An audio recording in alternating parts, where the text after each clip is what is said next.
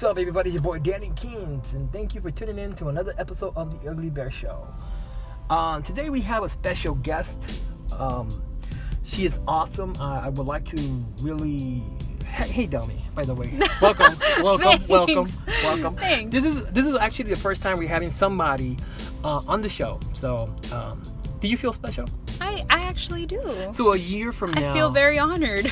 A year from now, we're going to be like, oh, we had Delmy cast for our year anniversary and stuff like that. Isn't that cool? That is very, very freaking cool. How old are you, by the way? I'm 26. 26. You don't look 26. I know. I like the doctor, one of the nurses said I looked like I was 17. It was pretty crazy. If you literally go to her Instagram at Delmy Cast, you can see her picture and you would be like, that girl's in high school. I mean, some pictures, Some of them look like I'm in high school. Some I look like I'm actually 26. Is it because you worked out or? Oh, you were just born that way. I was just born that way, And your voice matches your face. Like, what does that mean? Because there's times where like people look older and they like they sound younger, or they sound younger, but they just. Oh, you mean you're saying because I sound sweet, I just look like a sweet young girl? Like a sweet young girl. Oh, okay. That's nice. Are you a sweet young girl, by the way? I can be. Okay. You press the wrong button, and I become freaking. Is that any girl? I become Delmy from Watts. Oh man, is that any girl? Is that any girl? Yeah. Like, is that all girls? Or? I think it really just depends on. It really depends on what buttons you push, to be honest. Oh, okay. I could say like. I don't know. It just really depends. I'm very different. It takes a long time for my buttons to be like pushed. Yeah, and be really upset and mad. It takes a while. and I think that's just in general, right? Yeah, for me, I can't really speak for anybody else, but it just for me, it takes a while for me to get really upset. And are you that way because of certain situations in your past, or? I've always been the calm one in my family. Everybody else just pops off on everything. Okay. I'm always the one, like the nonchalant, like the one that just kind of, what? Someone got ran over? Okay, life goes on. It sounds terrible, but that sounds terrible. Well, because I'm just such... That is terrible. Because... a puppy got hit by a truck. Yeah, it's like...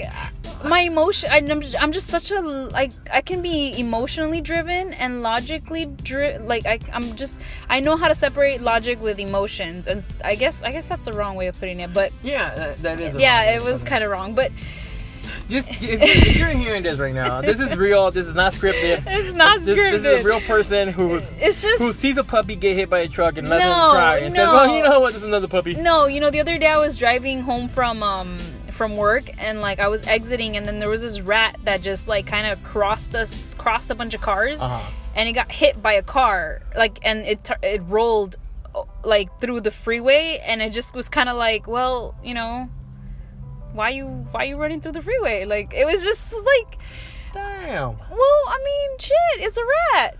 Well, true. It's like, you don't want a rat in your home. Oh man. And so, because it's a rat, what happened to equal?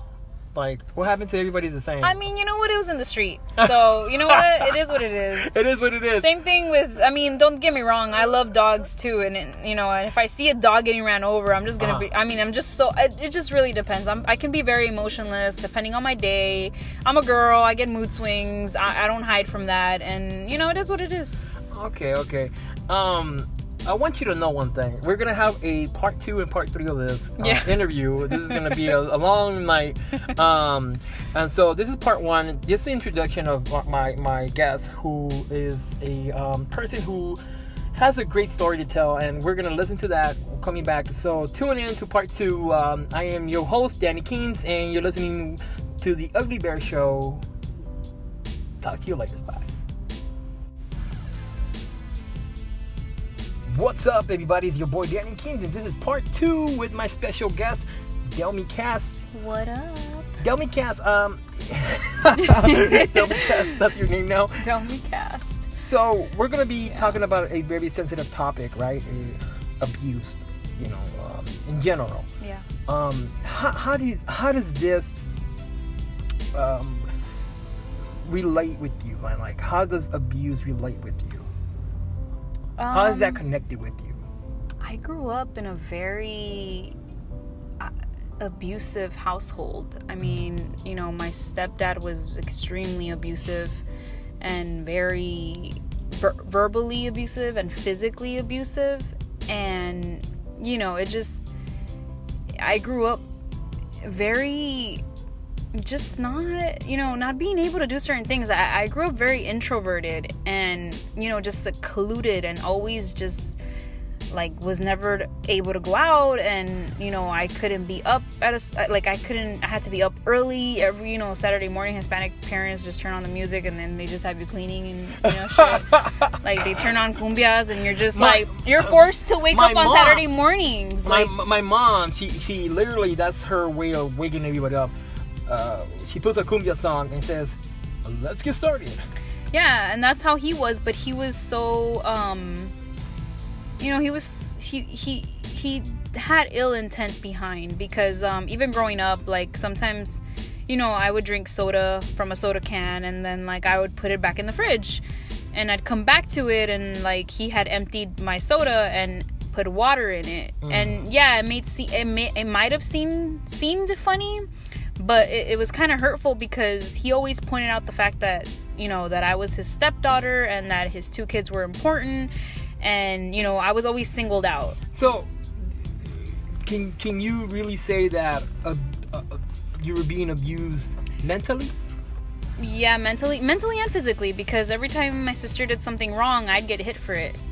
I literally would get hit. And I remember this one specific situation. It was I don't want to say it was an aluminum type of, but that easy bendable, broom kind of thing. It's a metal, but it's not metal. I don't want to say aluminum, because aluminum is a little different. I want to say it's something like that, but point is, I guess I didn't wash a dish properly or something, and he came at me and started beating me with a broom, and to the point where the broom bented. Oh God. So so it's things like that I remember going autopilot. So when people ask me about my childhood, I don't remember most of it. I remember bits and pieces of kindergarten and first grade, second, third, whatever. So I don't remember much about it, because I decided to go on autopilot and not, there was just so much negativity that I grew up with a lot of fear. Yeah. So it was scary. And this continued on all the way to when? Till my mom actually divorced him over a situation where it's such a stupid situation, but I'm so glad it happened, because my younger brother Gilbert, he at the time he was I don't know, I want to say 5 or 6 years old. And he came up to ask. He didn't even ask, actually. He just came up to grab a vacuum cleaner. And I was watching TV in my room, and minutes later I hear my stepdad coming up the stairs and was yelling at me, telling me, I told Gilbert to tell you, to grab the vacuum cleaner. And I was like, he never said anything to me. And plus, the vacuum cleaner was one of those vacuum cleaners that weigh 5 pounds. Wow. So it was it didn't weigh anything technically for a freaking 5-6 year old. And Gilbert's size, I mean, he's always been a big kid, so in a very quick conclusion to all of this, well, what would you want to tell the parents that are listening to right now that do that to their kids? Just do it yourself, man. But see, the thing is, it's kind of hard, because when if you're a stepdad coming into another children's lives, you're dating somebody, okay?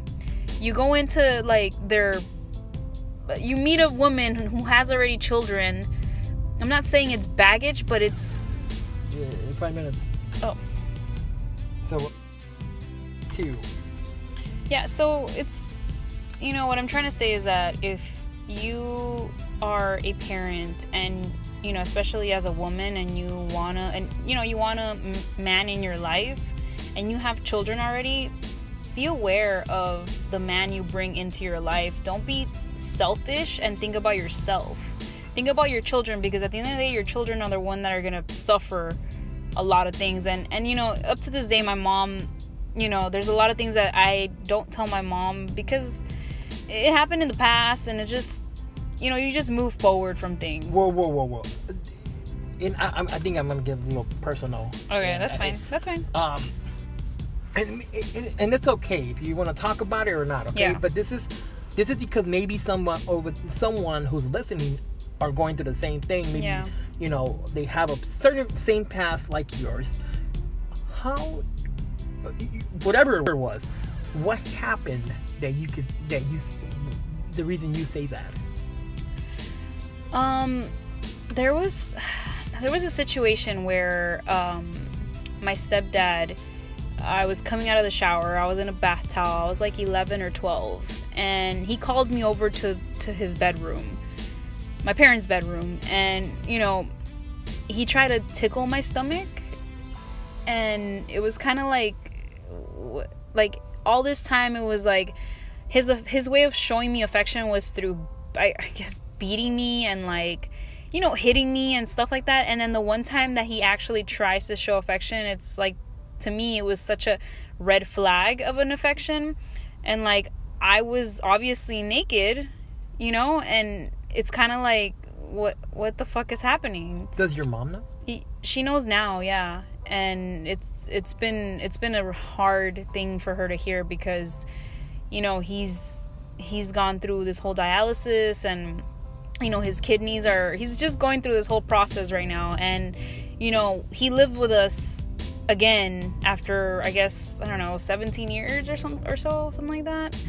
And it just, you know, if I would have told my mom earlier, she would have not let him stay. But because I kept quiet, and it was just something that was haunting me. Yeah.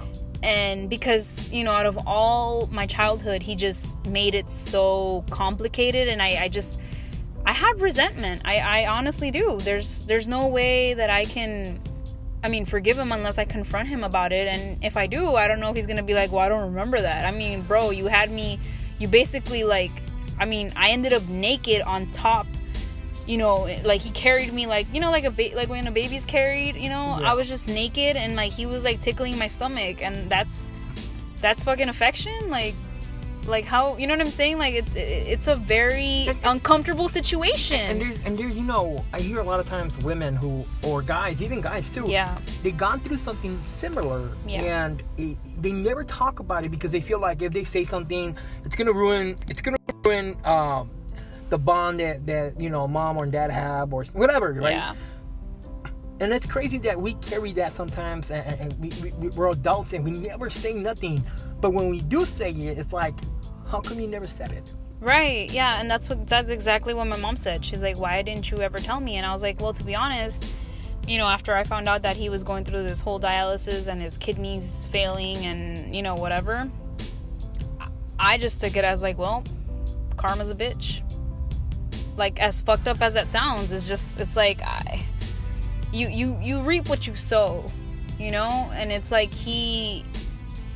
and again, I wanna make this clear. This is not scripted, you guys. This is a real person. This is real shit. This is real stuff. Like, this is her story. And just like the rat that she saw that got killed and didn't have emotions, this is the same person that talking to us. Yeah, this is the first time I really talk about it, to be honest, in a really long time.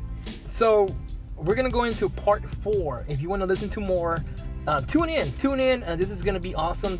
There's still a lot of stuff we want to get into. Again, I'll talk to you guys very soon. Bye. What's up, everybody? It's your boy Danny Keynes, and we're here in part 4 with our special guest Delmy. She is here talking about abuse in general, right? Abuse in general. And so we talked about some of your childhood and what you went through. Now let's go into your marriage, right? Can we do that? Yeah, let's do it. So your marriage is what actually, you came to my show to talk about that because you want to give some advice to women that are going through the same thing or something like that. Yeah. I mean, where do you want me to begin? Wow. Marriage was shit. So you met this guy. I met this guy in church. Do you want to say his name? Or do you just want let's give him a nickname, Mr. Fuji. No, Mr. Fanny Fagular. Mr. Fanny Fagular. Yeah. Okay. I mean, just you guys can put the pieces together. Fanny Fagular. Do you really want to give him a last name? Aguilar. Let's just call him Mr. Fanny Pack. He's just a little bitch, man. Okay. I'm sorry. It is what it is. You never know if little kids are listening to this. You know that? I mean, you know what, kids? I'm sorry, but he's a little bitch, and bitch is an appropriate word, honestly. Nowadays. Wow. So, going this whole women empowerment, this whole women revolution. Yeah. You're gonna speak about this marriage, right? Yeah. And So what happened? You got married to this guy at a very young age. What's going on? Yeah. So I met him at church. By the way, church. He was a pastor. Well, he is still a pastor's son. That is a place where you meet the perfect people. Well, what I thought he was the perfect guy. I mean, we just hit it off so well. He was just such an amazing person, and he was so kind, so down to earth, so everything I ever wanted in a man. Like, I thought all of that of him at that time. Yeah. And then it got to a point where, we got married, at 5 months after dating? Yeah. All right, that was mistake number 1. And then I was getting letters sent to my home saying, not to marry him. He's a womanizer or no, what is it? Not a womanizer. Yeah, womanizer, right? It's a womanizer. Yeah, like a player or whatnot. And then it just was getting kind of weird. And then 6 months into our marriage, I find a bunch of emails, text messages, pictures of girls sending him pictures of them naked. And then, it just became a big deal. And then he was good at just putting my self-esteem down, and I lost myself. I completely lost myself in that relationship. I became someone, I don't know how else to explain it. I just lost myself. I wasn't me anymore. So you're seeing these pictures, right? Yeah. What's going through your mind? Who did I just marry? Who am I about to give my life, my entire life to forever? Who the fuck did I marry? And of course, you were raised in church. I was, yes. So one of the things that they tell you in church is if you get married, that's the guy. That's forever and ever.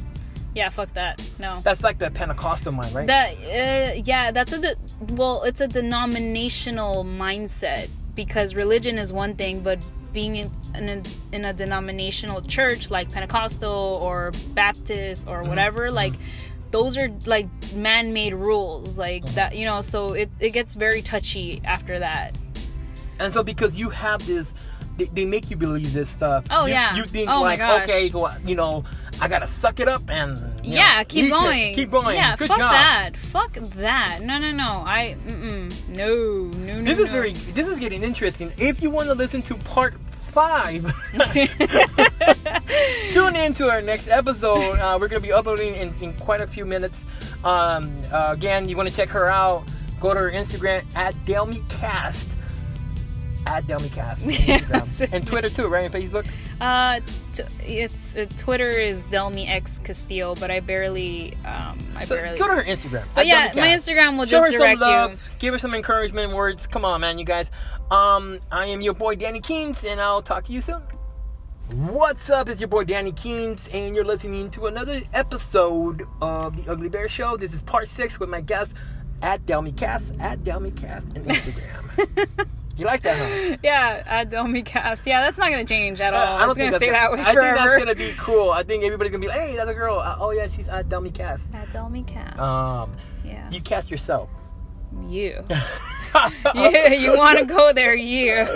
Okay, so we're talking about your marriage. Yeah. I'm so sorry that you went through that. you probably heard this all the time with all the guys that you talk to and stuff. Yeah. Not all guys are the same, but whatever. Yeah. It's some bullshit. Yeah, it is some bullshit. Yeah. Because I mean, yeah. Yeah. I make an exception, but anyways, so that you're done with that. What happened after your marriage? I went through a very, very hard. I mean, shit. I went through a really hard time. Remember I was driving from Fresno, and then I had this weird panic attack, and that has never happened to me. I mean, I knew I suffered from anxiety, and I got diagnosed with generalized anxiety disorder after this whole panic attack thing. But do you remember like the times I would call you and like I was just so sad and distraught, and just like I was just like in panic mode all the time. I was just always panic. You're interviewing me? Yeah, bro. Oh, yeah. So, I would get a lot of calls when you were going on your way over there, and you'd be like, Danny, fucking help me. I was shitting bricks all the time. Like, it was like, I felt like I was going to die. And so let me clear things out. Yeah. I know Delmy for many, many years. I know her since she was 13. Yeah. She's 26 now. She, when she had her period, I was there. I blossomed into this beautiful flower. I was like, congratulations, you choose between, you can stick it in there or there's a pad, whatever. But we're not going to go in details on that one. I've never seen you like that. Yeah, it was such a hard time. It was weird because you gave me a call and you were like, I'm panicking, help me. And you were like, and I was like, I was hyperventilating, yeah. And I was like, shit, this is really happening. Yeah, honestly, it's one of those things I don't wish on my worst. I mean, I don't have enemies, but I don't wish it on anybody because it's such a, like, panic attacks are not fun. And especially when you're depressed and I don't think I've ever went through a moment where I was suicidal, but I just did not want to live if I was going to live with panic attacks all the time. If that makes sense. Do you look back now and say, wow, like, now you're getting better? Oh my God. So, do you look back and say, fuck, like, what a big change, right? Oh my gosh. Yeah, this happened 3 years ago. And, I mean, my divorce was finalized 2014, I want to say. May of 2014. And in December of 2014 was when I started getting my panic attacks. And then I'm just getting over this whole panic attack situation because I'm actually getting the right help. I'm actually getting the proper attention that it's been needing to get for a very long time. But it's something that just it's a mental illness that, like, you would never imagine. Like, you see me and you would never imagine I'd be that girl. You know what I'm saying? Like with going through those major mental problems, like, and people have a hard time being like, oh, you have mental issues. Like, don't put a stigma on it. People really actually go through a lot of shit because of it. It's a stressful thing. Yeah, trust me, I don't even want it. Yeah, it's a reality. Yeah, I don't even want it. Of it. There is people out there that you would never guess that. Like, you'd be like, what? You're going through something like that? And then we go like, well, what damn, bro, you're so emotional. Yeah. Or you got issues or like exactly. That. Instead of being the opposite of it. Right. And I have a friend who went schizophrenic, and that was hard to hear. Again, we're going to go to part 7 now. I'm your boy, Danny Keens. Please tune in. This is a great... Thanks, Delmy Cass, for sharing this, man. You're welcome. All right. We'll talk to you soon. What's up? It's your boy, Danny Keens, and thank you for tuning in again. This is part 7 with my guest, Delmy Cass, at Delmy Cass, Instagram. Yeah. I got to do a song with that. Yeah, you gotta listen to Delmy Cass. A dummy cast. A dummy cast. So again, so you went through this anxiety attack. You said 3 years of it? 3, yeah. I mean, it was to the point where I couldn't leave my home. I have a question for you. Yeah. Do you feel like what happened to you when you were a child is connected to your marriage? Yes. Oh yeah. I mean, I was my role model as a, as a stepfather that I had, usually, girls, just girls growing up, they want to find a man like their father, someone that's respectful, caring, takes care of you, all those ideal things. And I never got to see any of that. And I think I unconsciously saw a lot of toxicity, is that the word to say? There was a lot of toxic, I don't know, I don't have a definition, dictionary with me right now, there was just a lot of toxic. If it was me, I would use that as a word.